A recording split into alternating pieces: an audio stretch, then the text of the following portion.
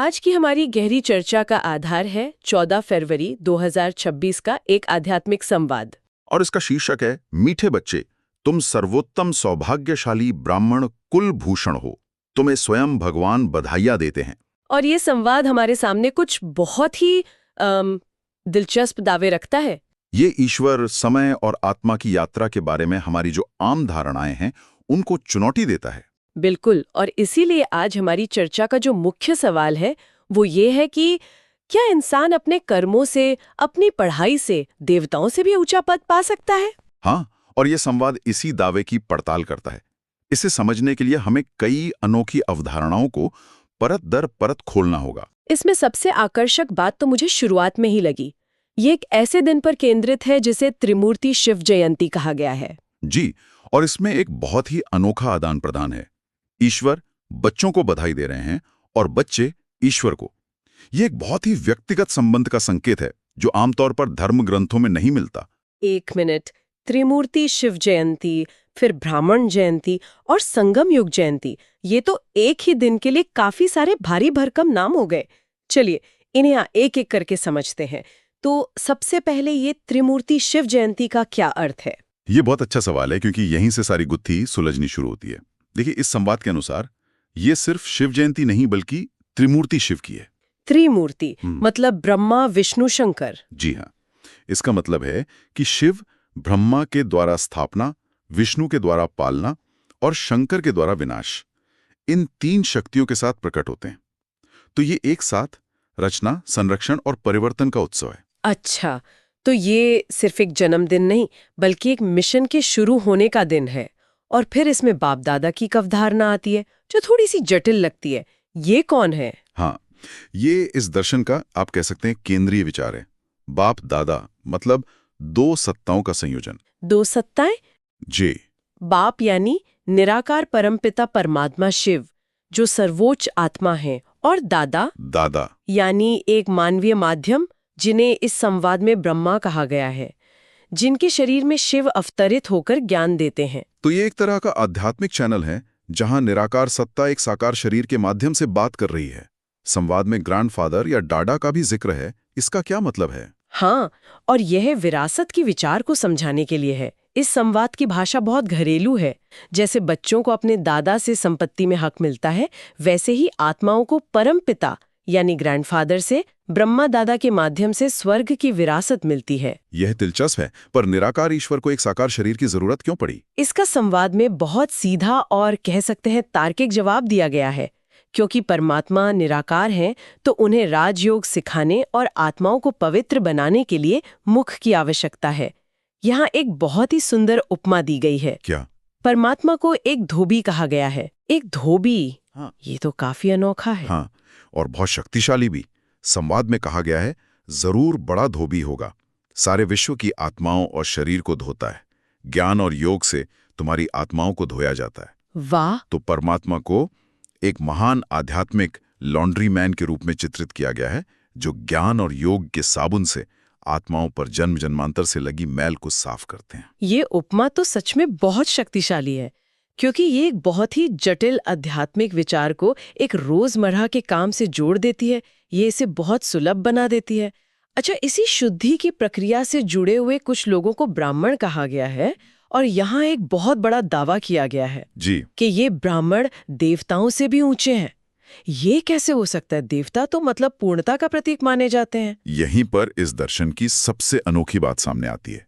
अगर हम इसे एक क्रम में देखें तो सबसे ऊंचे हैं परमात्मा, फिर वे इस विशेष समय पर, जिसे संगम युग कहा गया है, ब्राह्मणों की रचना करते हैं। अच्छा। और इन ब्राह्मणों के ज्ञान और कर्मों के आधार पर ही भविष्य में देवता बनते हैं। तो ब्राह्मण एक तरह से देवता इन ट्रेनिंग हुए। आप ऐसा कह सकती हैं, लेकिन उन्हें ऊंचा इसलिए कहा गया है क्योंकि वो सीधे परमात्मा से पढ़ते हैं। देवता तो अपने श्रेष्ठ कर्मों का फल भोग रहे हैं, वे स्वर्ग में हैं, लेकिन ब्राह्मण वो इस दुनिया में रहते हुए, संघर्ष करते हुए, सीधे ईश्वर से ज्ञान लेकर खुद को बदल रहे हैं। और उन्हें कुछ ऐसा मिलता है जो देवताओं के पास भी नहीं है। बिल्कुल, उन्हें मिलता है ज्ञान का तीसरा नेत्र। ज्ञान का तीसरा नेत्र? ये क्या है? ये है सृष्टि के आदि, मध्य और अंत का ज्ञान। ये 84 जन्मों के चक्र का ज्ञान है। इस संवाद के अनुसार सतयुग में देवताओं को इस ज्ञान की आवश्यकता ही नहीं होती, क्यों? क्योंकि वे पहले से ही अपनी संपूर्ण अवस्था में होते हैं। ज्ञान की जरूरत तो तब पड़ती है जब गिरावट होती है, जब रास्ते से भटक जाते हैं। ब्राह्मण उस ज्ञान का उपयोग करके खुद को पतित से पावन बनाते हैं। अच्छा, तो ये ज्ञान एक तरह का टूल है, एक नक्शा है जो सिर्फ परिवर्तन के समय ही जरूरी होता है। एक बार जब मंजिल आ गई तो नक्शे की जरूरत नहीं रहती। बिल्कुल सही कहा आपने। इसका मतलब ये है कि इस दर्शन में ज्ञान प्राप्त करने और परिवर्तन की जो सक्रिय प्रक्रिया है उसे अंतिम स्थिर अवस्था से भी ज्यादा महत्व दिया गया है। इसीलिए उन्हें ब्राह्मण कुलभूषण और सर्वोत्तम सौभाग्यशाली कहा गया है। तो अगर ये ब्राह्मण इतने खास हैं और सिर्फ एक विशेष संगम युग में ही आते हैं, तो ये समझना जरूरी हो जाता है कि ये युग समय की बड़ी तस्वीर में कहाँ फिट होता है। यहीं पर वो 5000 साल के चक्र की अवधारणा आती है ना? जी हाँ, यह संवाद समय को एक सीधी रेखा में नहीं बल्कि एक चक्र के रूप में देखता है, और इस चक्र की कुल अवधि 5000 वर्ष बताई गई है, जो लगातार घूमता रहता है। 5000 साल? ये बहुत विशिष्ट संख्या है। ये चक्र काम कैसे करता है? और शांति का समय है जिसे स्वर्ग कहा गया है। और रात? फिर आती है रात, जिसमें द्वापर और कलयुग आते हैं। ये भी 2500 साल की है। ये दुख अशांति का समय है जिसे नरक कहा गया है। और इस संवाद के अनुसार हम अभी इस चक्र में कहाँ हैं? हम अभी कलयुग के बिल्कुल अंत में हैं, जिसे यहाँ रौरन नरक भी कहा गया है। ये वो समय है जब रात खत्म हो रही है और दिन निकलने वाला है। इसी छोटे से परिवर्तन के समय को संगम युग कहा जाता है। और इसी संगम युग में परमात्मा आते हैं? जी, रात को दिन में बदलने का काम करने के लिए। ये विचार कर्म के सिद्धांत से कैसे जुड़ता है? संवाद में बिड़ला का एक उदाहरण भी दिया गया था। हाँ, वो उदाहरण कर्म के सिद्धांत को बहुत सरल तरीके से समझाने के लिए है। जैसे लोग कहते हैं कि बिड़ला ने पिछले जन्म में जरूर बहुत दान पुण्य किया होगा, जिसका फल उन्हें इस जन्म में मिला। सही बात है। ये संवाद इसी तर्क को आगे बढ़ाता है। ये कहता है कि सतयुग में जो लक्ष्मी नारायण या अन्य देवी देवता बनते हैं, वे इस संगम युग में अपने श्रेष्ठ कर्मों और ईश्वरीय पढ़ाई से वह पद पाते हैं। और जन्मों की संख्या को लेकर भी इसमें एक बहुत चौंकाने वाली बात कही गई है। हमने अक्सर 84 लाख योनियों की बात सुनी है। हाँ, और ये संवाद उस धारणा को सीधे तौर पर खारिज करता है। इसमें स्पष्ट रूप से कहा गया है कि मनुष्य आत्मा इस 5000 साल के चक्र में अधिकतम 84 जन्म लेती है, ना कि 84 लाख। 84 लाख नहीं, सिर्फ 84। जी, सिर्फ 84। 84 लाख योनियों की बात को इसमें झूठी बात कहा गया है। लेकिन इसका आधार क्या बताया गया है? इसका आधार ये तर्क है कि मनुष्य आत्मा सिर्फ मनुष्य के शरीर में ही जन्म लेती है, जानवरों की योनियों में नहीं। और 5000 साल की अवधि में अगर औसत आयु की गणना की जाए तो अधिकतम 84 जन्म ही संभव हैं।